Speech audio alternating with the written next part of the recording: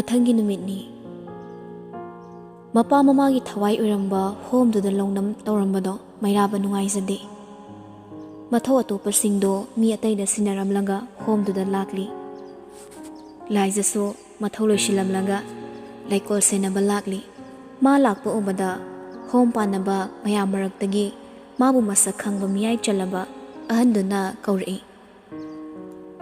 ꯕꯦꯃꯥ ꯂꯥꯏꯖꯥ ꯑꯃꯨꯛꯇ ꯉꯥꯏꯈꯣ ꯃꯥꯃ ꯋꯥꯏꯒꯦ ꯀꯩ ꯋꯥꯅꯣ ꯃꯥꯃ ꯌꯦꯡꯉꯣꯏ ꯍꯣꯝꯁꯤꯒꯤ ꯃꯄꯨꯅ ꯈꯨꯟꯁꯤꯗ ꯂꯩꯕ ꯂꯥꯏꯔꯤꯛ ꯇꯝꯕ ꯉꯝꯗꯕ ꯑꯉꯥꯡꯁꯤꯡ ꯑꯗꯣ ꯂꯣꯏꯅ ꯂꯦꯝꯅ ꯂꯥꯏꯔꯤꯛ ꯇꯝꯍꯟꯕꯒꯤ ꯈꯨꯗꯣꯡꯆꯥꯕ ꯄꯤꯔꯤ ꯃꯇꯥꯡꯁꯤꯗꯅꯦ ꯃꯇꯥꯡ ꯆꯥꯔꯤꯉꯩꯁꯤꯗ ꯅꯅꯥꯎꯁꯤꯡꯗꯣ ꯃꯍꯩ ꯇꯝꯍꯟꯅꯕ ꯇꯧꯁꯤꯅꯦ ꯅꯪꯅ ꯃꯤꯒꯤ ꯂꯥꯏꯔꯤꯛ ꯇꯥꯛꯄꯗ ꯂꯨꯝꯂꯒ ꯅꯅꯥꯎꯁꯤꯡꯗ ꯑꯃꯨꯛ ꯇꯥꯛꯄꯗꯣ ꯃꯥꯃꯅ ꯅꯨꯡꯉꯥꯏꯇꯗꯨꯅ ꯋꯥꯐꯝꯁꯦ ꯍꯦꯛ ꯇꯥꯕꯒ ꯅꯪꯉꯣꯟꯗ ꯇꯝꯒꯦ ꯍꯥꯏꯗꯅ ꯅꯪꯕꯨ ꯉꯥꯏꯔꯝꯂꯤꯅꯤ ꯂꯥꯏꯖꯥ ꯍꯔꯥꯎꯅ ꯃꯥꯃꯥ ꯑꯁꯦꯡꯕꯩꯔꯣ ꯑꯁꯦꯡꯕꯒꯤ ꯐ꯭ꯔꯤꯗꯅꯤ ꯍꯥꯏꯕ꯭ꯔꯣ ꯃꯥꯅꯤ ꯃꯈꯣꯏꯒꯤ ꯋꯥꯗꯣ ꯃꯥꯃ ꯃꯨꯟꯅ ꯇꯥꯔꯒ ꯂꯥꯛꯑꯕꯅꯤ ꯑꯁ ꯌꯥꯝ ꯍꯔꯥꯎꯏ ꯃꯥꯃ ꯑꯗꯣ ꯀꯣꯟꯅ ꯄꯩꯁꯥ ꯂꯧꯅꯤꯡꯉꯦ ꯍꯥꯏꯔꯛꯑꯗꯤ ꯀꯃꯥꯏꯅ ꯇꯧꯅꯤ ꯑꯍꯜ ꯅꯣꯛꯂꯒ ꯍꯥꯏꯔꯣꯏꯗ ꯂꯦꯝꯅ ꯇꯝꯃꯅꯤ ꯍꯥꯏꯔꯒ ꯀꯗꯥꯏꯗꯒꯤ ꯄꯩꯁꯥꯅꯣ ꯃꯄꯨ ꯃꯁꯥꯃꯛꯅ ꯍꯥꯏꯔꯝꯕ ꯋꯥꯅꯤ ꯍꯥꯏ ꯁꯣꯏꯔꯣꯏꯗꯕ ꯋꯥꯅꯤꯅꯦ ꯏꯕꯦꯝꯃ ꯂꯥꯏꯖꯥ ꯋꯥꯈꯜ ꯑꯃ ꯂꯥꯛꯂꯒ ꯃꯄꯨꯗꯣ ꯀꯔꯝ ꯀꯥꯟꯗ ꯂꯥꯛꯈꯤꯒꯦ ꯃꯥꯃ ꯃꯄꯨꯗꯣ ꯃꯁꯛ ꯈꯪꯕ꯭ꯔꯣ ꯍꯩ ꯑꯗꯨ ꯏꯔꯥꯏ ꯂꯥꯏꯅ ꯍꯥꯏꯕ ꯌꯥꯕ ꯋꯥ ꯅꯠꯇꯦꯀꯣ ꯃꯄꯨꯗꯣ ꯑꯆꯝꯕ ꯃꯤ ꯅꯠꯇꯦ ꯑꯁꯨꯛ ꯀꯨꯏꯅ ꯂꯩꯔꯛꯂꯤꯕ ꯅꯪ ꯑꯩ ꯃꯄꯨ ꯃꯁꯛ ꯈꯪꯗ꯭ꯔꯤꯕꯁꯤꯅꯤ ꯃꯈꯣꯏ ꯑꯃꯅꯤ ꯈꯪꯂꯕꯁꯨ ꯑꯀꯟꯕ ꯁꯩꯔꯥꯛ ꯇꯧꯗꯨꯅꯅꯦ ꯃꯤ ꯈꯪꯍꯟꯕ ꯌꯥꯔꯣꯏ ꯍꯥꯏꯗꯅ ꯊꯝꯂꯤꯕꯅꯤ ꯃꯌꯥꯝ ꯂꯥꯛꯂꯤꯕꯁꯤꯗꯅꯦ ꯃꯄꯨ ꯁꯣꯏꯗꯅ ꯌꯥꯎꯔꯝꯒꯅꯤ ꯑꯗꯨꯕꯨ ꯃꯔꯝꯁꯤꯗ ꯑꯩꯈꯣꯏꯅ ꯌꯥꯝꯅ ꯊꯤꯖꯤꯜꯂꯨꯏꯁꯤ ꯑꯗꯨꯒꯤ ꯁꯔꯨꯛꯅꯦ ꯅꯅꯥꯎꯁꯤꯡꯒ ꯋꯥ ꯇꯥꯅꯣ ꯐꯤꯔꯣꯜ ꯂꯥꯏꯔꯤꯛꯅꯆꯤꯡꯕ ꯍꯣꯝꯗ ꯂꯣꯏꯅ ꯍꯣꯠꯅꯒꯗꯧꯅꯤ ꯈꯨꯗꯣꯡꯆꯥꯕꯁꯦ ꯃꯥꯡꯍꯟꯒꯅꯨ ꯏꯕꯦꯝꯃ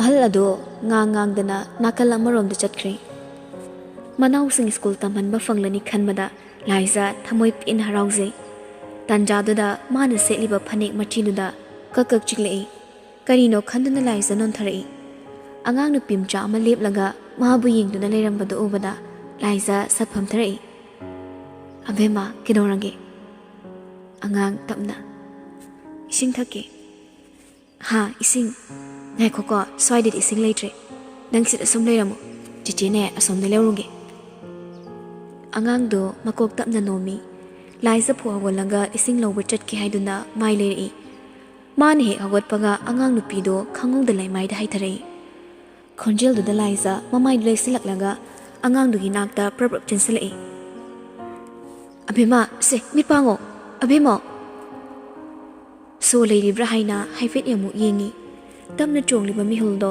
ꯇꯥꯔꯗꯨꯅ ꯂꯥꯏꯖꯥ ꯑꯉꯥꯡ ꯑꯗꯨ ꯀꯣꯟꯈꯠꯂꯒ ꯄꯝꯂꯒ ꯆꯦꯜꯂꯛꯏ ꯍꯣꯝ ꯑꯣꯏꯔꯕꯁꯨ ꯁꯪꯁꯥꯔ ꯑꯃꯅꯤ ꯑꯋꯥꯠꯄ ꯂꯩꯇꯦ ꯍꯣꯁꯄꯤꯇꯥꯜ ꯂꯩꯔꯤꯕ ꯑꯗꯣꯝꯗ ꯑꯉꯥꯡꯗꯨ ꯄꯝꯂꯒ ꯍꯥꯊꯨ ꯆꯦꯜꯂꯛꯏ ꯃꯥꯅ ꯆꯦꯟꯁꯤꯜꯂꯛꯄꯗꯣ ꯍꯥꯟꯅ ꯂꯩꯔꯝꯕ ꯃꯩꯔꯥꯕ ꯍꯣꯏꯁꯨ ꯎꯏ ꯂꯥꯏꯖꯥ ꯄꯥꯈꯠꯅ ꯗꯣꯛꯇꯔ ꯂꯩꯇ꯭ꯔꯣ ꯑꯉꯥꯡꯁꯦ ꯀꯩꯅꯣꯝ ꯇꯧꯈ꯭ꯔꯦ ꯃꯩꯔꯥꯕꯒ ꯋꯥꯔꯤ ꯁꯥꯔꯝꯕ ꯗꯣꯛꯇꯔꯗꯣ ꯍꯥꯊꯨ ꯆꯦꯟꯁꯤꯜꯂꯛꯏ ꯃꯇꯧꯗ ꯃꯩꯔꯥꯕ ꯍꯣꯏꯁꯨ ꯆꯪꯂꯛꯏ ꯗꯣꯛꯇꯔ ꯑꯉꯥꯡꯗꯣ ꯍꯥꯏꯐꯦꯠ ꯌꯦꯡꯂꯒ ꯂꯥꯏꯖꯥꯗ ꯑꯣꯟꯁꯤꯜꯂꯛꯏ ꯂꯥꯏꯖꯥ ꯀꯃꯥꯏ ꯇꯧꯔꯤꯅꯣ ꯂꯥꯏꯖꯥ ꯄꯥꯈꯠꯅ ꯑꯗꯨꯝ ꯈꯨꯝꯃꯤ ꯑꯩꯅ ꯂꯦꯞꯄꯤꯉꯩꯗ ꯑꯩꯒꯤ ꯅꯥꯛꯇ ꯂꯩꯔꯝꯃꯤ ꯏꯁꯤꯡ ꯊꯛꯀꯦꯅ ꯍꯥꯏꯕꯗꯨꯗ ꯁꯤꯗ ꯏꯁꯤꯡ ꯂꯩꯇꯦ ꯏꯁꯤꯡ ꯂꯧꯔꯨꯒꯦ ꯍꯥꯏꯅ ꯆꯠꯀꯦ ꯇꯧꯕꯅꯤ ꯑꯗꯨꯗ ꯂꯦꯛꯊꯔꯛꯄ ꯑꯗꯨꯒ ꯗꯣꯛꯇꯔꯒꯤ ꯅꯥꯛꯇ ꯄꯨꯖꯔꯛꯂꯤꯁꯤꯅꯤ ꯀꯩꯁꯨ ꯇꯧꯔꯣꯏ ꯄꯥꯈꯠꯀꯅꯨ ꯍꯥꯏꯔꯁꯨ ꯂꯥꯏꯖꯥ ꯄꯥꯈꯠꯄ ꯍꯟꯗꯦ ꯑꯉꯥꯡ ꯌꯥꯝꯅ ꯂꯨꯅ ꯇꯧꯖꯕꯅꯤ ꯃꯥꯅ ꯌꯦꯡꯅ ꯈꯨꯗꯛꯇ ꯑꯉꯥꯡ ꯑꯗꯣ ꯃꯃꯥꯏ ꯑꯃꯗꯤ ꯃꯁꯥ ꯄꯨꯝꯅꯃꯛ ꯑꯉꯥꯡꯕ ꯗꯣꯠ ꯃꯌꯥꯝ ꯑꯃ ꯊꯣꯔꯛꯏ ꯂꯥꯏꯖꯥ ꯄꯥꯈꯠꯅ ꯗꯣꯛꯇꯔꯗ ꯑꯣꯟꯁꯤꯜꯂꯛꯏ ꯗꯣꯛꯇꯔ ꯀꯩꯅꯣ ꯑꯉꯥꯡꯁꯦ ꯗꯣꯛꯇꯔꯅ ꯈꯨꯝꯕ ꯅꯪꯗ꯭ꯔꯤꯉꯩ ꯃꯩꯔꯥꯕ ꯄ꯭ꯔꯞ ꯆꯪꯁꯤꯜꯂꯛꯂꯒ ꯑꯉꯥꯡꯗꯨꯒꯤ ꯃꯁꯥ ꯄꯥꯏꯔꯒ ꯌꯦꯡꯉꯤ ꯌꯦꯡꯅ ꯋꯥꯈꯜ ꯑꯃ ꯂꯥꯛꯇꯨꯅ ꯔꯣꯕꯔꯠ ꯍꯣꯏꯔꯣꯝꯗ ꯑꯣꯟꯁꯤꯜꯂꯛꯏ ꯔꯣꯕꯔꯠ ꯑꯉꯥꯡ ꯑꯇꯣꯞꯄꯁꯤꯡꯗꯣ ꯌꯥꯝ ꯊꯨꯅ ꯌꯦꯡꯉꯨꯆꯣ ꯔꯣꯕꯔꯠꯁꯨ ꯊꯤꯟꯊꯗꯦ ꯊꯨꯅꯃꯛ ꯆꯠꯈ꯭ꯔꯦ ꯈꯜꯂꯝꯕꯒ ꯆꯞ ꯆꯥꯔꯦ ꯀꯥ ꯑꯗꯨꯗ ꯇ꯭ꯔꯤꯠꯃꯦꯟ ꯇꯧꯗꯨꯅ ꯂꯩꯔꯤꯕ ꯑꯉꯥꯡ ꯑꯇꯩꯁꯤꯡ ꯑꯗꯣ ꯃꯁꯥꯗ ꯔꯦꯗ ꯗꯣꯠ ꯃꯌꯥꯝ ꯑꯃ ꯆꯣꯡꯊꯣꯔꯛꯂꯤ ꯏꯗꯦꯟꯒꯤ ꯗ꯭ꯔꯒ ꯁꯥꯕ ꯌꯥꯎꯕ ꯑꯉꯥꯡꯁꯤꯡꯗꯨꯅꯤ ꯑꯉꯥꯡ ꯑꯣꯏꯕꯅ ꯃꯈꯨꯠꯅ ꯗ꯭ꯔꯒ ꯄꯥꯏꯗꯨꯅ ꯁꯥꯕꯒꯤ ꯏꯐꯦꯛꯅꯤ ꯆꯥꯗ꯭ꯔꯕꯁꯨ ꯄꯥꯏꯔꯨꯕꯒꯤꯅꯤ ꯀꯌꯥꯝ ꯌꯥꯝꯅ ꯃꯌꯥꯛ ꯀꯟꯕ ꯗ꯭ꯔꯒꯅꯣ ꯍꯥꯏꯕꯗꯤ ꯐꯤꯕꯝ ꯑꯁꯤꯅ ꯇꯥꯛꯂꯤ ꯑꯇꯣꯞꯄ ꯗꯣꯛꯇꯔꯁꯤꯡ ꯀꯧꯔꯒ ꯂꯩꯔꯤꯕ ꯑꯉꯥꯡ ꯃꯌꯥꯝꯗꯨꯁꯨ ꯌꯦꯡꯍꯜꯂꯤ꯫ ꯁꯣꯝꯗꯅ ꯃꯩꯔꯥꯕ ꯗꯣꯛꯇꯔꯒ ꯋꯥꯔꯤ ꯁꯥꯔꯤ, ꯂꯥꯏꯖꯅ ꯑꯉꯥꯡꯗꯨꯅ ꯇꯨꯝꯂꯤꯕ ꯕꯦꯗꯇꯨꯗ ꯐꯝꯂꯒ ꯑꯉꯥꯡꯗꯨꯒꯤ ꯃꯁꯥꯗꯣ ꯐꯤ ꯑꯃꯅ ꯇꯞꯅ ꯇꯞꯅ ꯅꯥꯟꯊꯣꯛꯄꯤꯔꯤ꯫ ꯃꯇꯧꯗꯨꯗ ꯃꯩꯔꯥꯕꯁꯨ ꯃꯃꯤꯠꯅ ꯍꯥꯏꯐꯦꯠ ꯍꯥꯏꯐꯦꯠ ꯌꯦꯡꯂꯛꯏ꯫ ꯗꯣꯛꯇꯔ ꯔꯦꯛꯁꯅ, ꯃꯥꯗꯤ ꯇꯣꯉꯥꯟꯅ ꯊꯝꯂꯁꯦ, ꯑꯉꯥꯡ ꯑꯇꯩꯁꯤꯡꯁꯦ ꯃꯁꯤꯒꯤ ꯃꯑꯣꯡꯁꯤꯒ ꯃꯥꯒ ꯃꯥꯟꯅꯗꯦ꯫ ꯅꯥꯏ ꯆꯥꯕꯗꯧꯅ ꯇꯧꯕ ꯑꯃꯁꯨ ꯌꯥꯎꯔꯤ, ꯚꯥꯏꯔꯁ ꯑꯃ ꯑꯣꯏꯔꯛꯀꯗ꯭ꯔꯥ ꯍꯥꯏꯕꯒꯤ ꯆꯤꯡꯅꯕ ꯂꯩ꯫ ꯃꯩꯔꯥꯕ ꯁꯨꯛꯂꯪꯅ, ꯋꯥꯗꯨ ꯃꯌꯦꯛ ꯁꯦꯡꯍꯜꯂꯣ, ꯗ꯭ꯔꯛꯅ ꯚꯥꯏꯔꯁ ꯑꯣꯏꯔꯛꯄ ꯍꯥꯏꯁꯦ ꯀꯩꯅꯣ? ꯃꯁꯤꯅ ꯇꯥꯛꯄꯗꯤ ꯗ꯭ꯔꯛꯇꯣ ꯑꯆꯝꯕ ꯗ꯭ꯔꯛ ꯅꯠꯇꯦ, ꯁꯤꯖꯤꯟꯅꯔꯤꯈꯩ ꯐꯕ, ꯁꯤꯖꯤꯟꯅꯗ꯭ꯔꯕ ꯃꯇꯝꯗ ꯃꯤꯗꯣ ꯁꯤꯕ꯫ ꯑꯩꯅ ꯂꯦꯕ ꯇꯦꯁ ꯇꯧꯔꯒ ꯌꯦꯡꯂꯕꯅꯤ, ꯍꯥꯏꯔꯤꯕ ꯗ꯭ꯔꯛꯁꯤ ꯌꯥꯝꯅ ꯁꯥꯊꯤ, ꯆꯥꯕ ꯍꯧꯈꯤꯕ ꯃꯤ ꯑꯃꯠꯇ ꯂꯦꯞꯄ ꯉꯝꯂꯣꯏ꯫ ꯑꯁꯤꯒꯨꯝꯕ ꯁꯥꯕꯗ ꯄꯥꯏꯈꯤꯕ ꯀꯌꯥꯁꯨ ꯗ꯭ꯔꯛꯇꯣ ꯑꯃꯨꯛ ꯍꯟꯅ ꯄꯥꯏꯗ꯭ꯔꯗꯤ ꯂꯩꯅꯥ ꯑꯣꯏꯂꯛꯄꯅꯤ꯫ ꯑꯉꯥꯡ ꯑꯇꯩꯗ ꯊꯣꯛꯄ ꯔꯦꯗ ꯗꯣꯠꯁꯦ ꯏꯆꯝ ꯆꯝꯃꯤ, ꯑꯩꯒꯤ ꯍꯤꯗꯥꯛ ꯃꯇꯝ ꯈꯔ ꯆꯥꯔꯒ ꯑꯗꯨꯝ ꯐꯈꯤꯅꯤ꯫ ꯑꯗꯨꯕꯨ ꯁꯤꯒꯤ ꯑꯉꯥꯡ ꯅꯨꯄꯤ ꯃꯆꯥꯁꯤꯗꯤ ꯃꯍꯤꯛꯁꯤ ꯌꯥꯎꯔꯤ, ꯀꯟꯕ ꯉꯝꯂꯔꯣꯏꯗ꯭ꯔꯥ? ꯗ꯭ꯔꯛꯇꯣ ꯑꯃꯨꯛ ꯄꯥꯏꯍꯜꯂꯗꯤ ꯀꯟꯕ ꯉꯝꯕ ꯌꯥꯏ, ꯑꯗꯨꯕꯨ ꯀ꯭ꯌꯣꯔ ꯑꯣꯏꯔꯛꯀꯅꯤ ꯍꯥꯏꯕꯗꯤ ꯊꯥꯖꯗ꯭ꯔꯤ꯫ ꯑꯗꯨꯗꯤ ꯀꯩꯗꯧꯕ ꯇꯥꯔꯦ? ꯃꯥ ꯑꯃꯅ ꯂꯩꯅꯥ ꯁꯟꯗꯣꯔꯛꯇꯨꯅ ꯃꯤ ꯀꯌꯥꯒꯤ ꯄꯨꯟꯁꯤ ꯃꯥꯡꯂꯛꯄ ꯌꯥꯏ꯫ ꯃꯔꯝ ꯑꯁꯤꯅ ꯍꯧꯖꯤꯛꯀꯤ ꯑꯣꯏꯅꯗꯤ ꯀꯩꯁꯨ ꯇꯧꯔꯣꯏꯗꯕ ꯅꯠꯇ꯭ꯔꯣ? ꯔꯦꯗ ꯗꯣꯠꯁꯤ ꯊꯣꯛꯂꯛꯄꯒ 24 ꯑꯋꯥꯔꯗꯤ ꯀꯩꯁꯨ ꯇꯧꯔꯣꯏ꯫ ꯐꯔꯦ, ꯉꯥꯏꯍꯥꯛ ꯄꯣꯊꯥꯍꯧꯔꯁꯅꯨ꯫ ꯇꯥꯟꯖꯥꯗꯨꯗ ꯑꯉꯥꯡꯗꯨ ꯃꯤꯀꯞ ꯊꯣꯔꯛꯏ꯫ ꯂꯥꯏꯖ ꯃꯅꯥꯛꯇ ꯐꯝꯂꯒ ꯂꯩꯔꯝꯕꯗꯣ ꯎꯕꯗ ꯇꯞꯅ ꯀꯧꯔꯛꯏ, ꯆꯤꯆꯦ꯫ ꯍꯥꯎ, ꯅꯪ ꯍꯧꯒꯠꯂꯕꯣ? ꯏꯁꯤꯡ ꯊꯛꯀꯦ꯫ ꯂꯥꯏꯖ ꯍꯥꯊꯨ ꯍꯥꯊꯨ ꯅꯥꯀꯟꯗ ꯂꯩꯔꯤꯕ ꯏꯁꯤꯡ ꯑꯗꯨ ꯂꯧꯏ꯫ ꯒ꯭ꯂꯥꯁ ꯃꯆꯥ ꯑꯃꯗ ꯍꯩꯗꯣꯛꯂꯒ ꯑꯉꯥꯡ ꯑꯗꯣ ꯇꯞꯅ ꯑꯃꯨꯛ ꯍꯧꯒꯠꯄꯤ, ꯑꯗꯨꯒ ꯏꯁꯤꯡꯗꯨ ꯄꯤꯊꯛꯏ꯫ ꯑꯉꯥꯡꯗꯨꯁꯨ ꯏꯁꯤꯡꯗꯣ ꯌꯥꯝꯅ ꯈꯧꯔꯥꯡꯅ ꯊꯛꯏ꯫ ꯊꯛꯄ ꯂꯣꯏꯔꯛꯄꯗ ꯒ꯭ꯂꯥꯁꯇꯣ ꯅꯥꯀꯟꯗ ꯊꯝꯂꯒ ꯑꯉꯥꯡ ꯑꯗꯣ ꯇꯞꯅ ꯍꯤꯞꯍꯜꯂꯤ꯫ ꯑꯆꯥꯄꯣꯠ ꯆꯥꯅꯤꯡꯕ꯭ꯔꯣ? ꯆꯤꯆꯦ ꯑꯆꯥꯄꯣꯠ ꯂꯩꯔꯨꯆꯣꯔꯥ? ꯑꯉꯥꯡꯗꯣ ꯆꯥꯅꯤꯡꯗꯦ ꯍꯥꯏꯕꯒꯨꯝ ꯃꯉꯛ ꯇꯞꯅ ꯍꯥꯏꯔꯛꯏ꯫ ꯂꯥꯏꯖ ꯅꯣꯛꯂꯒ, ꯑꯉꯥꯡꯗꯨꯕꯨ ꯑꯆꯥꯄꯣꯠ ꯆꯥꯅꯤꯡꯗꯦꯕ? ꯆꯤꯆꯦ, ꯍꯥꯎꯅꯦ, ꯃꯃꯥ ꯎꯅꯤꯡꯉꯤ꯫ ꯂꯥꯏꯖ ꯇꯞꯅ, ꯀꯗꯥꯏꯗ ꯂꯩꯒꯦ? ꯆꯤꯆꯦ ꯀꯧꯔꯨꯆꯣꯔꯥ? ꯃꯤꯅ ꯁꯔꯒꯗ ꯆꯠꯈ꯭ꯔꯦ ꯍꯥꯏ꯫ ꯁꯔꯒꯁꯦ ꯀꯌꯥꯝ ꯂꯥꯛꯀꯦ ꯆꯤꯆꯦ? ꯈꯣꯡꯅ ꯆꯠꯄ ꯉꯝꯒꯗ꯭ꯔꯥ? ꯈꯪꯗꯗꯨꯅ ꯍꯥꯏꯔꯛꯄ ꯋꯥꯗꯣ ꯂꯥꯏꯖꯗꯤ ꯒ꯭ꯌꯥꯟ ꯇꯥꯕꯅ ꯊꯃꯣꯏꯗꯨ ꯅꯧꯔꯛꯏ꯫ ꯑꯉꯥꯡꯗꯨꯕꯨ ꯅꯨꯡꯁꯤꯕꯁꯨ ꯁꯨꯝ ꯍꯦꯜꯂꯛꯄꯒꯨꯝ ꯇꯧꯔꯤ꯫ ꯇꯞꯅ ꯆꯪꯁꯤꯜꯂꯛꯂꯒ ꯑꯉꯥꯡꯗꯨꯒꯤ ꯃꯃꯥꯏꯗ ꯇꯞꯅ ꯂꯥꯜꯂꯤ꯫ ꯈꯔ ꯂꯥꯞꯄꯤ, ꯉꯁꯤꯒꯤꯗꯤ ꯊꯦꯡꯉꯤ, ꯍꯌꯦꯡ ꯅꯣꯡꯉꯥꯜꯂꯒꯅꯦ ꯆꯦꯆꯦ ꯆꯠꯂꯨꯔꯒꯦ꯫ ꯑꯕꯦꯝꯃꯒꯤ ꯃꯃꯥ ꯀꯧꯕ ꯆꯦꯆꯦ ꯁꯔꯒꯗ ꯆꯠꯂꯨꯒꯦ꯫ ꯑꯩꯒꯤ ꯃꯤꯡ ꯑꯕꯦꯝꯃ ꯀꯧꯗꯦ, ꯊꯣꯏꯕꯤ ꯀꯧꯏ ꯆꯦꯆꯦ꯫ ꯂꯥꯏꯖ ꯇꯞꯅ ꯅꯣꯛꯂꯒ, ꯊꯣꯏꯕꯤ ꯃꯤꯡ ꯌꯥꯝ ꯐꯖꯩꯌꯦ꯫ ꯊꯣꯏꯕꯤꯁꯨ ꯃꯆꯤꯟ ꯃꯆꯥꯗꯣ ꯇꯞꯅ ꯅꯣꯛꯂꯒ ꯂꯥꯏꯖꯕꯨ ꯌꯦꯡꯂꯛꯏ꯫ ꯅꯪꯁꯦ ꯌꯥꯝ ꯐꯩꯕꯨ ꯆꯦꯆꯦ꯫ ꯁꯦ, ꯋꯥ ꯌꯥꯝ ꯉꯥꯡꯒꯅꯨ, ꯇꯞꯅ ꯄꯣꯊꯥꯔꯝꯃꯨꯀꯣ, ꯆꯦꯆꯦ ꯑꯃꯨꯛ ꯂꯥꯛꯈꯤ꯫ ꯂꯥꯛꯑꯣꯀꯣ ꯆꯦꯆꯦ, ꯑꯩ ꯏꯊꯟꯇ ꯀꯤꯖꯩ꯫ ꯀꯔꯤꯒꯤ ꯀꯤꯗꯣꯏꯕ? ꯃꯤ ꯑꯁꯨ ꯌꯥꯝ ꯂꯩꯔꯤꯁꯤꯗꯤ꯫ ꯁꯦ, ꯅꯪ ꯀꯩ ꯏꯟꯖꯥꯡ ꯆꯥꯅꯤꯡꯒꯦ? ꯆꯦꯆꯦꯅꯦ ꯅꯪꯒꯤ ꯆꯥꯛ ꯊꯣꯡꯂꯨꯒꯦ꯫ ꯊꯣꯏꯕꯤ ꯍꯔꯥꯎꯅ, ꯑꯩꯗꯤ ꯉꯥ ꯆꯥꯅꯤꯡꯉꯤꯗꯣ꯫ ꯍꯣꯏꯁꯦ, ꯉꯥ ꯑꯆꯧ ꯑꯆꯧꯕ ꯆꯦꯆꯦ ꯍꯣꯏꯒꯤ ꯌꯥꯝ ꯂꯩꯉꯣ꯫ ꯊꯣꯏꯕꯤꯒꯤ ꯉꯥ ꯃꯇꯨꯝ ꯃꯇꯨꯝ ꯆꯦꯆꯦꯅ ꯄꯨꯔꯛꯇꯣꯏꯅꯤ꯫ ꯆꯥꯛ ꯂꯥꯝꯃꯦ ꯆꯦꯆꯦ, ꯊꯨꯅ ꯂꯥꯛꯎꯀꯣ꯫ ꯂꯥꯛꯀꯦ, ꯆꯦꯆꯦꯅ ꯊꯣꯏꯕꯤꯒꯤ ꯆꯥꯛ ꯄꯨꯔꯒ ꯂꯥꯛꯇꯣꯏꯅꯤ꯫ ꯊꯣꯏꯕꯤꯗꯤ ꯃꯔꯝ ꯃꯣꯛꯄꯅꯤꯁꯦ, ꯆꯦꯆꯦ ꯂꯥꯛꯇ꯭ꯔꯤꯐꯥꯎ ꯂꯦꯡꯗꯅ ꯂꯩꯔꯝꯃꯨꯀꯣ꯫ ꯊꯣꯏꯕꯤꯒꯤ ꯃꯀꯣꯛꯇ ꯅꯨꯡꯁꯤꯅ ꯅꯥꯟꯕꯤꯔꯝꯂꯒ ꯆꯠꯀꯦ ꯇꯧꯏ꯫ ꯊꯣꯏꯕꯤ ꯂꯥꯏꯖꯒꯤ ꯃꯈꯨꯠ ꯃꯆꯥꯗꯣ ꯇꯞꯅ ꯐꯥꯔꯛꯏ꯫ ꯃꯇꯧꯗꯨꯗ ꯂꯥꯏꯖ ꯌꯦꯡꯂꯛꯏ꯫ ꯆꯦꯆꯦ, ꯃꯤꯠꯇ ꯎꯔꯨ ꯎꯔꯨ ꯊꯧꯏ, ꯊꯨꯅ ꯂꯥꯛꯎꯀꯣ꯫ ꯂꯥꯏꯖ ꯑꯃꯨꯛ ꯇꯞꯅ ꯐꯝꯊꯔꯛꯏ꯫ ꯉꯁꯥꯏ ꯇꯨꯈꯤꯕꯗꯨꯅ ꯃꯀꯣꯛ ꯉꯥꯎꯕ ꯑꯣꯏꯔꯝꯒꯅꯤ ꯈꯜꯂꯤ꯫ ꯋꯥ ꯉꯥꯡꯗ ꯊꯣꯏꯕꯤꯕꯨ ꯍꯧꯒꯠꯄꯤꯔꯒ ꯅꯥꯀꯟꯗꯒꯤ ꯏꯁꯤꯡ ꯑꯗꯨ ꯂꯧꯔꯒ ꯄꯤꯊꯛꯏ꯫ ꯑꯃꯨꯛ ꯇꯞꯅ ꯊꯝꯕꯤꯔꯒ ꯐꯩꯖꯨꯞꯇꯨ ꯁꯨꯞꯆꯤꯟꯕꯤ꯫ ꯀꯩꯁꯨ ꯇꯧꯔꯣꯏꯌꯦ, ꯆꯦꯆꯦ ꯂꯥꯛꯇ꯭ꯔꯤꯐꯥꯎ ꯇꯨꯝꯃꯝꯃꯨꯀꯣ, ꯇꯨꯝꯃꯗꯤ ꯀꯤꯕ ꯐꯕꯅꯤ꯫ ꯆꯦꯆꯦ ꯅꯪꯒꯤ ꯆꯥꯛ ꯂꯧꯔꯨꯒꯦ꯫ ꯑꯩꯒꯤ ꯉꯥ ꯃꯇꯨꯝ ꯑꯆꯧꯕꯗꯣ ꯌꯥꯎꯔꯛꯎꯀꯣ ꯆꯦꯆꯦ꯫ ꯊꯣꯏꯕꯤꯅ ꯍꯔꯥꯎꯕ ꯎꯔꯒ ꯂꯥꯏꯖ ꯃꯃꯣꯟ ꯅꯣꯛꯆꯩ꯫ ꯃꯤꯅꯨꯡꯁꯤ ꯆꯥꯎꯕꯤ ꯂꯥꯏꯖꯅꯤ꯫ ꯑꯉꯥꯡꯗꯨꯒꯤ ꯃꯇꯧꯅ ꯍꯦꯟꯅ ꯅꯨꯡꯁꯤꯍꯜꯂꯦ꯫ ꯃꯃꯥ ꯁꯤꯈ꯭ꯔꯦꯐꯥꯎ ꯈꯪꯗꯕ ꯑꯉꯥꯡꯗꯨꯒꯤ ꯑꯋꯥꯕꯒꯤ ꯃꯃꯤ ꯇꯥꯍꯟꯅꯤꯡꯗꯦ꯫ ꯉꯁꯤꯇ ꯊꯦꯡꯅꯕ ꯑꯣꯏꯔꯕꯁꯨ Minungsi chaubi thamoiduna nungsiba pokre. Thoibi nungsina yenglamlaga masa thorai. Laise hek thokibaga Rex ka Mairabaga so thoibi gi nakta changlai. Rex noklaga. Abema nangbu kari ming kauge. Thoibi kawe. Thoibi nasada nungaitaba kisu leite ko. Thoibi leite haibango mangakta tapna hairei. Anido angangdugi manak changsinde. Aroiba matam oirakpagi thoibigi kuchudo olai. Mairaba thoibibu nungaitana yengli. Rexo nungaiba natti. Adobo punsi kaya amagi khandaba yade. Makutta globe upsilaga Rex thoibigi nak changlai. Matongduda thoibi sungakna yenglai. Magi matau khangladuna Rex na noklaga hairi. Keso toruise nangne ai onaba fardoba. Adugi fanaba hidak kapingi kakana. Tumna bahidak ti kapigano kaka. Ai chiche na chak lawa chatki. Ai chak lami. Tumaso chak chara tumgi. Rex tapna noklaga thoibigi wado tada sirinsu puthorai. Mairaba changsilaglaga Rex ki khudangdo fai. Mairabana. Chak to olga tapna torse. Mabuk lamaga tuman kiba fate. Mabuk thanna charaga tumjasano. Rex nungai manati Mairabagi waduna makutto tapna thadakre.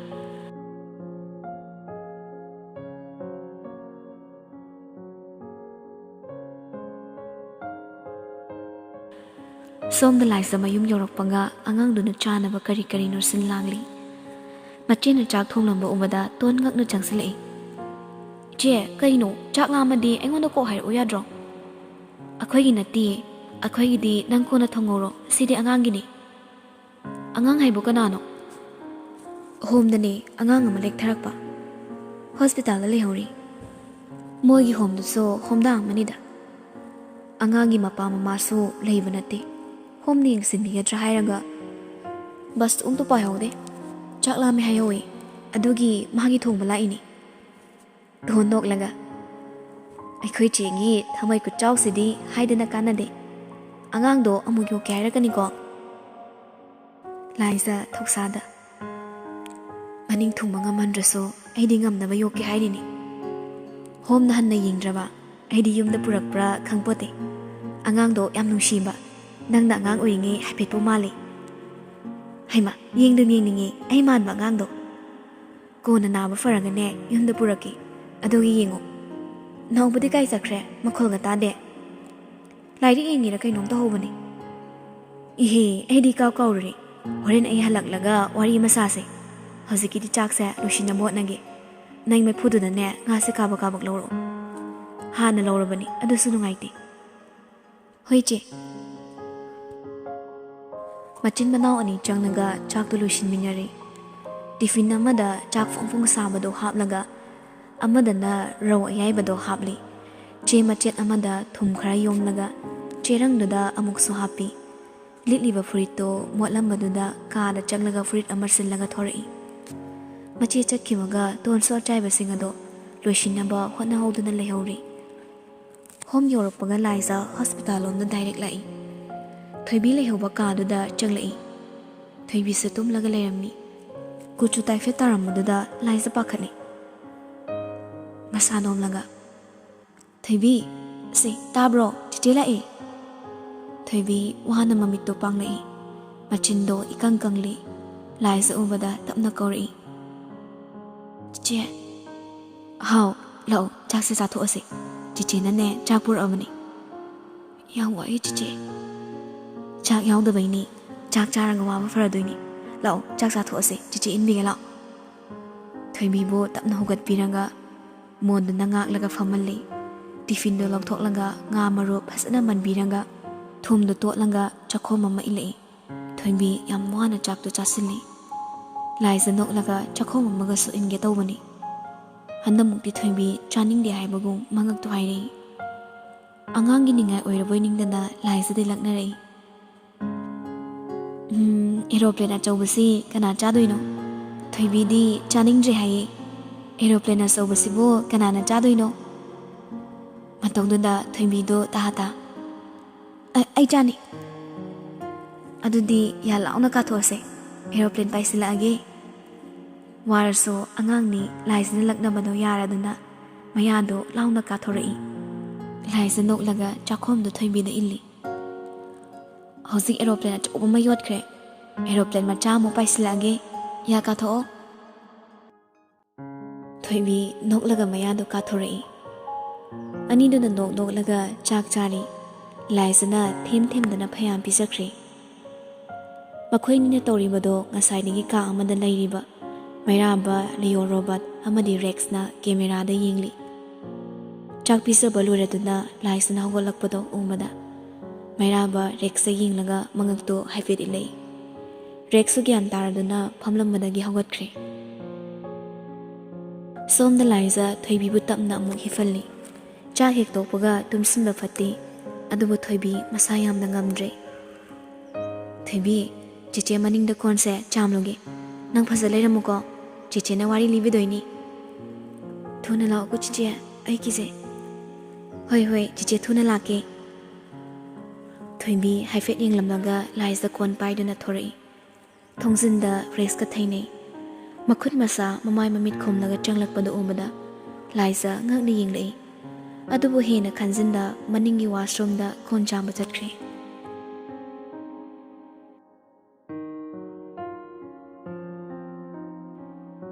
ꯔꯦꯛꯁ ꯇꯞꯅ ꯆꯪꯁꯤꯜꯂꯛꯂꯒ ꯁꯤꯔꯤꯟꯁꯇꯣ ꯊꯣꯏꯕꯤꯒꯤ ꯈꯨꯗꯥꯡꯗ ꯊꯤꯜꯂꯤ꯫ ꯃꯃꯤꯠ ꯎꯏꯁꯤꯜꯂꯒ ꯂꯩꯔꯝꯕ ꯊꯣꯏꯕꯤꯗꯨ ꯈꯨꯗꯛꯇ ꯁꯣꯔ ꯀꯛ ꯊꯤꯡꯂꯝꯂꯒ ꯁꯣꯔ ꯂꯦꯞꯈ꯭ꯔꯦ꯫ ꯃꯥꯒꯤ ꯁꯣꯔ ꯂꯦꯞꯈꯤꯕꯒ ꯃꯁꯥꯗ ꯂꯩꯔꯝꯕ ꯗꯥꯛꯁꯤꯡꯗꯣ ꯍꯦꯟꯅ ꯄꯥꯛꯊꯣꯔꯛꯏ꯫ ꯇꯥꯟꯖꯥꯗꯨꯗ ꯄꯤꯄꯤ ꯁꯦꯠꯄ ꯃꯈꯣꯏ ꯈꯔ ꯆꯪꯂꯛꯇꯨꯅ ꯊꯣꯏꯕꯤꯕꯨ ꯆꯦꯔꯪ ꯑꯃꯗ ꯍꯥꯞꯆꯤꯜꯂꯒ ꯈꯨꯗꯛꯇ ꯊꯣꯏꯕꯤꯅ ꯍꯤꯞꯂꯝꯕ ꯐꯃꯨꯡ ꯑꯗꯨ ꯁꯦꯅꯤꯇꯥꯏꯖ ꯇꯧꯊꯣꯛꯏ꯫ ꯈꯨꯠꯂꯥꯏ ꯑꯃꯨꯛ ꯊꯥꯜꯂꯒ ꯃꯍꯤꯛ ꯂꯩꯕ꯭ꯔꯥ ꯌꯦꯡꯉꯤ꯫ ꯂꯩꯇ꯭ꯔꯕꯗ ꯊꯣꯏꯕꯤꯅ ꯍꯤꯞꯂꯝꯕ ꯍꯥꯞꯂꯤꯕ ꯆꯦꯔꯪ ꯑꯗꯨꯗ ꯑꯃꯨꯛ ꯌꯦꯡꯉꯤ꯫ ꯆꯦꯔꯪ ꯑꯗꯨ ꯑꯆꯝꯕ ꯆꯦꯔꯪ ꯅꯠꯇꯕꯅ ꯃꯍꯤꯛꯇꯨ ꯃꯄꯥꯟ ꯊꯣꯛꯅ ꯐꯥꯎꯗꯣꯔꯛꯄ ꯉꯝꯗꯦ꯫ ꯅꯨꯄꯥꯁꯤꯡꯗꯨ ꯔꯦꯛꯁ ꯑꯣꯟꯁꯤꯜꯂꯛꯂꯒ ꯀꯩꯁꯨ ꯇꯧꯗ꯭ꯔꯦ ꯍꯥꯏꯕꯒꯨꯝ ꯏꯪꯒꯤꯠ ꯄꯤꯔꯛꯏ꯫ ꯃꯤꯀꯨꯞ ꯈꯔ ꯌꯥꯝꯅ ꯊꯨꯅ ꯇꯧꯕ ꯉꯥꯛꯇꯅꯤ꯫ ꯇꯥꯟꯖꯥꯗꯨꯗ ꯂꯥꯏꯖꯗꯣ ꯃꯈꯨꯠꯇ ꯀꯣꯟ ꯑꯆꯥꯝꯕ ꯄꯥꯏꯔꯒ ꯀꯥꯗ ꯄ꯭ꯔꯞ ꯆꯪꯂꯛꯏ꯫ ꯃꯥ ꯆꯪꯂꯛꯄ ꯎꯕꯗ ꯔꯦꯛꯁ ꯂꯋꯥꯏ ꯁꯥꯠꯈ꯭ꯔꯦ꯫ ꯊꯣꯏꯕꯤ ꯄꯥꯏꯔꯤꯕ ꯃꯈꯨꯠ ꯑꯣꯏꯕꯅ ꯂꯥꯏꯖꯕꯨ ꯐꯥꯕꯁꯨ ꯌꯥꯔꯣꯏ꯫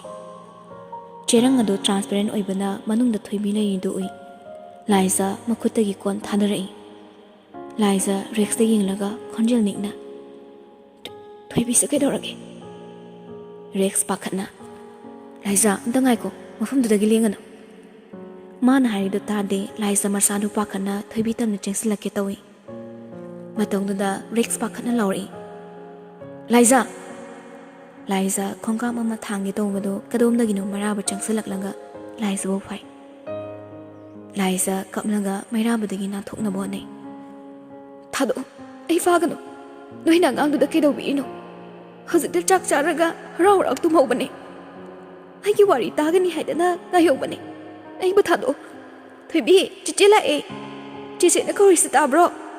ꯍꯧꯒꯠꯂꯣ, ꯆꯦꯆꯦ ꯋꯥꯔꯤ ꯂꯤꯕꯤꯒꯦ꯫ ꯂꯥꯏꯖ ꯆꯥꯛꯅ ꯀꯞꯂꯛꯏ꯫ ꯃꯥꯒꯤ ꯃꯇꯧ ꯀꯅꯥꯅꯁꯨ ꯅꯨꯡꯉꯥꯏꯅꯗ꯭ꯔꯦ꯫ ꯅꯨꯡꯉꯥꯏꯇꯦ ꯍꯥꯏꯗꯨꯅ ꯃꯍꯤꯛ ꯆꯦꯜꯂꯕ ꯍꯛꯆꯥꯡ ꯑꯗꯣ ꯀꯨꯏꯅ ꯊꯝꯕ ꯌꯥꯗꯗꯨꯅ ꯔꯦꯛꯁ ꯃꯩꯔꯥꯕꯕꯨ ꯌꯦꯡꯂꯛꯏ꯫ ꯃꯩꯔꯥꯕꯁꯨ ꯒ꯭ꯌꯥꯟ ꯇꯥꯔꯒ ꯂꯥꯏꯖꯕꯨ ꯄꯨꯊꯣꯛꯅꯕ ꯍꯣꯠꯅꯩ꯫ ꯂꯥꯏꯖꯗꯤ ꯅꯥꯟꯊꯣꯛꯅꯕ ꯍꯣꯠꯅꯔꯤ꯫ ꯑꯩ ꯊꯥꯗꯣꯛ, ꯑꯩ ꯐꯥꯒꯅꯨ, ꯑꯉꯥꯡꯁꯤ ꯃꯊꯟꯗ ꯀꯃꯥꯏꯅ ꯊꯝꯃꯝꯗꯣꯏꯅꯣ?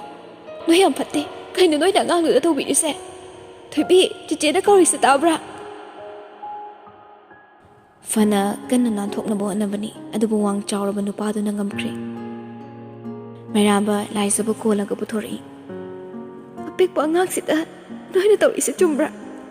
ꯍꯧꯖꯤꯛꯇ ꯆꯥꯛ ꯆꯥꯔꯒ ꯍꯔꯥꯎ ꯂꯩꯍꯧꯕꯅꯦ꯫ ꯑꯩ ꯂꯩꯔꯤꯈꯩ ꯀꯩꯁꯨ ꯇꯧꯍꯧꯗꯕꯅꯦ꯫ ꯑꯩ ꯀꯩꯗꯧꯕꯒꯤ ꯀꯣꯟ ꯆꯥꯝꯕ ꯆꯠꯂꯨꯕꯅꯣ? ꯑꯩꯅ ꯀꯣꯟ ꯆꯥꯝꯕ ꯆꯠꯂꯝꯗ꯭ꯔꯗꯤ ꯑꯉꯥꯡꯗꯣ ꯀꯩꯁꯨ ꯇꯧꯔꯣꯏꯌꯦ꯫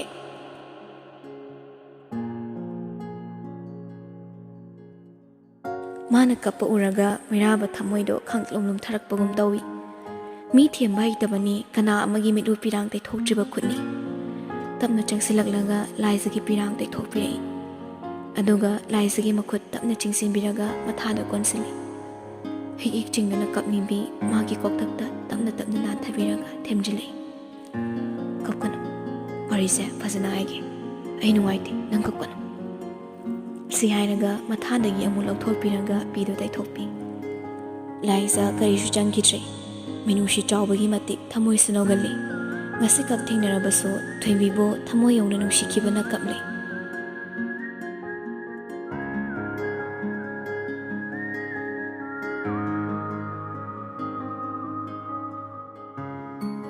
Ngayaktugi oina homdo miyambada chaklandanaba lauthorakli. Magi kaada layu hairakpadagi tumifau faidre. Tanjaduda PPE setpa nupa kharana Thoinbigi asibak chang putholaga garida hapkatuna mafam amada chatkri. Mahik chenbak chang oibana mafam amada mai tharaga manghannaba Rexna sinarakpani jacksina. Mi taadaba chingkhong amada puraklaga Thoinbigi hakchang no mai thadokre. Somda Thoinbi pukiba lambi amadi hospital gi akoibasing ado nupa kharana sanitize tokthokli. Mi amata thokhandabana laisa su thokpa yadre. Ka amada Mairaba Robert Leo laisa punna famli.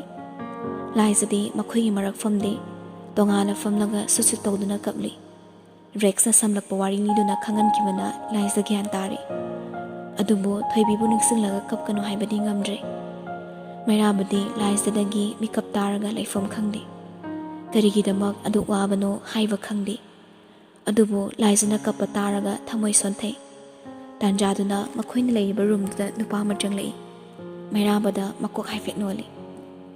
Boss, sanitize to walori. Microphone stala yingmada mafam amata mahik tu leitre. Mairaba khangle haibago mangak tu tapna nomi. Nupa do samakok nomlaga muk thokre. Mairaba Rex to onsilanga. Akhoi su satna batorage. Rex na. Fari matam sa thengi fazana chalo. Leona. Nupisidi. Rex na. Yarni ay angang mada thilalagi. Mairaba tapna. Akhoi na chatpada pubikhrage. Robert ke liyonga do haifet yingni. Rex so ay adubo hanggan na question tawrak Fari pubikhro. Rex na haiduna laisabo Mairaba ina thokminarei. Mangonda thasaba thasadaba leiti chamchamba laisagi punsini. Mi khudingma magumna chamnamwani haidana lei. Gari khamfamdu yawmaga laija chaplepi Mairabada tapna onsilei. Kaplubagi makhwalni sisina. Ai kadai tongdoino. Mahaiduda Mairaba mamitta manginglamlaga magi garigi maningi thongdo hangdorei. Laisa hoi mai haida tuminna kakhatkre masu tapna kakhalei. Leo ga Robert kado handang musungak ni yingnarei. Amuk to uraktriba mato kayado anido ngakpa oire. Makhoi ni sugari da kakhatlanga thongba howi. Mari magwa amata ngangnade tumin tongne. Achikpa hinadaba Leo de hinadraduna wari horei. Jangi mingdo laisa haibani ko. Leo noklaga. Nang no homse leira ise kayang kuireba. Wangang bai tabagi chumnang la pohangdo. Laisa dadi karim na tarari. Thawai nungairam dabado khido sawalei. Sauning na khumai. Nang pokjungai de. Wai do gari thoram Robert khonchel pik na doglei. Liwa tamna. Biarani ne chumnang hangaga ngauzalo. Laisa kantakna. Ai tai ko nangna solido. Lui kari nupino nangbo. Ngasai dagi kappaduda khara nungsigum tawbani. Sing lordana nang swaida bangkap thoramro wahi du fagi oirasu Mairaba haifet sauningli laisa pakhat kadra khanduna nungsa thirei amadu di pakhat pibani laradana machin masado khaptharei kari ai bu bangkap thomura kaina nasaktuna tap tai thizalabani na phajaba yubada nangri chaamgani ne kalakhreda ko athibadoina phajaba khoibo kalakpase tawnu taw Pamagane sing na pami na hayo. Pangaroy kang na nakaptopi kotopi wakalline kalano. Nasaktuga yakunaw hay sini. Ngang na Roberta mon silaglaga konjel hong na lauri. Nang masukha mo he, yumyori.